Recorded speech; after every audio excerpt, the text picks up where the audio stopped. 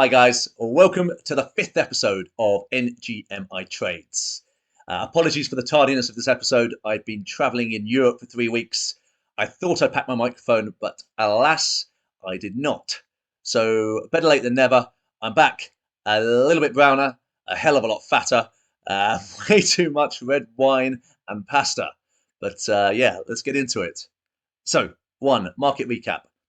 We've been looking at certain indicators and themes now for the last few weeks and months. We will be checking to see where we are on those. 2, where we go next. We're at a pivotal point in the market. We've seen loads of green candles over the last few weeks. Is it a bear market rally? Have we changed course? Is it back to the bull market? 3, the clone machine. If you don't know what the Gutter Cat Gang is yet, then you're living under a rock. It is the best project out there. We will be taking a cat that I picked up this week, taking him to the clone machine. It's a lot of fun. If you haven't used it before, seen how it works, we'll be doing it. 4, the gutter giveaway. A lot of people have applied to the competition this week. I will be announcing the winner at the end of the episode. Let's get into it. So, is the bull market back? We've seen loads of green candles over the last few weeks, but are these just a bear market relief rally, or is the bull market back? To answer this, we have to answer the question, has inflation peaked? Let's get into our first indicator. So, oil. This is the key component to answer this question. We've spoken about it for weeks. It is what greases the cogs of the economy. Every micro detail you can think of, from the petrol, the diesel you put in your car to go to work, from the Amazon order you made last night, then the delivery truck turns up the next day, the petrol, the diesel that goes in that, to the plane ticket you bought to Ibiza to get off your nut for the weekend. The price of that ticket is connected to oil. The supply chain that moves everything around the world is connected to oil. Every recession in history has been preceded by a spike in energy prices. If we go to the 22nd of February, when the Russia-Ukraine crisis kicked off, this spike up to $130 a barrel was obviously driven by that macro move. Since then, we've come lower and then grinded back higher up to 125. And in the June episode of NGMI Trades, we said we thought 125 would be the peak and we would then see oil roll over. And that is exactly what has happened. We've seen an over 20% move lower, and we are now back to pre-Russia-Ukraine levels. It's a massive move. It's a massive move for the things we've just mentioned, but it's a massive move for inflation because it's a huge component of CPI. It is also a lagging indicator. So we've seen the July number come out, the July print of 9.1%, the highest in 40 years. But it is a lagging indicator. And what I mean by that, it means it's not present day data. So this move, this massive move, very little of it will be recorded in the July number. So when we get our August print, I will take this bet with absolutely anybody, we will see a lower print than 9.1%. This is absolutely vital to see inflation rolling over, the peak of inflation, and to really the premise of what we're talking about here.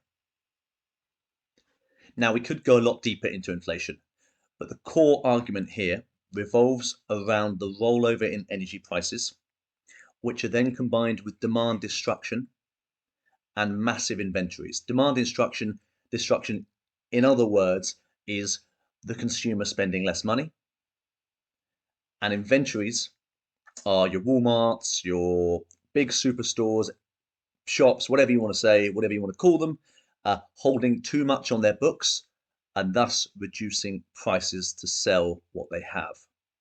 This is deflationary. Now, we're not going to go into any more detail. I think inflation has peaked, and the whole premise of what we're going to talk about next is based on this. We've seen the good, let's go on to the bad. DXY. DXY, the dollar strength index. It is a killer for risk. We've talked about it loads and loads. We looked at it in the June episode here. We had this ascending channel, which was broken out of. We then came down and retested it.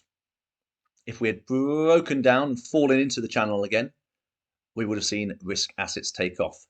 The opposite has happened. But actually, during the course of this move,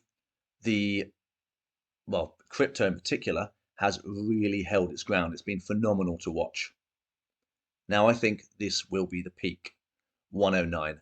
I am not as confident with this call than as I was about oil, but I think 109 will be the peak. I've started DCAing into my own trading position from around the 105 level upwards. Added more up here, and now I'm sitting on the position here. I will look to add if we move higher again, but I think that's the peak, and I think we will see that now come lower.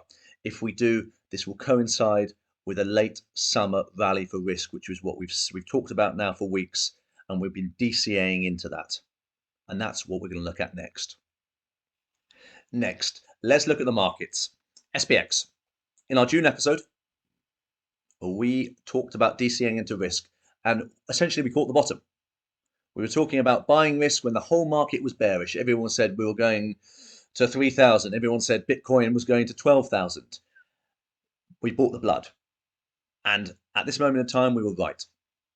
Now, this move from, I think we were around 3,680 when we first started looking at it, to 3,970.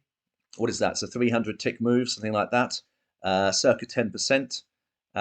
Lovely. Not going to set the world on fire, but a great move to have got involved in. Now, a 10% move in equities is not to be sniffed at. Obviously, in crypto, that's just another day. But in equities, if you want to take some profit there, I totally get that. This is not financial advice, of course. But I am a macro investor rather than a micro trader. I think that later this year, we're going to see a really big move higher for risk. It's not going to be straight line stuff. There's going to be a lot more volatility along the way. We could even go back and retest more lows here. I don't think we will, but this is the most testing macro environment I've ever traded. That being said, we've had a great 10% move higher. Let's go and have a look at Bitcoin. So Bitcoin, back to that June episode. Now, we were talking about this 18, 19, 20K area where we were DCAing into risk. If you caught the Pico bottom, well done. But yeah, we were picking up risk here, and that's done very well in the last few days particularly. Now, we've seen a small sell-off from 24K down to where we are now. Sort of understandable. It's been a really aggressive move higher. The Ethereum move has been unbelievable, and we will go on to that in a second. But yeah, it's nice to see what we think was going to happen. Now, it's not the massive move, but you're still talking about 10% moves here. And again, these are moves that you want to, if you're trading them, if you want to bank them, I completely understand that. But these are moves that are coming off the back of what we've been talking about. So, Bitcoin and Ethereum, let's go have a look at that. So I'm really pleased with this trade, the Ethereum Bitcoin trade. We spoke about this back in June. This 1 year trend line. So May 21 to May 22, the Ethereum Bitcoin valuation has repeatedly bounced off this 1 year trend line until it broke down, and it broke down aggressively.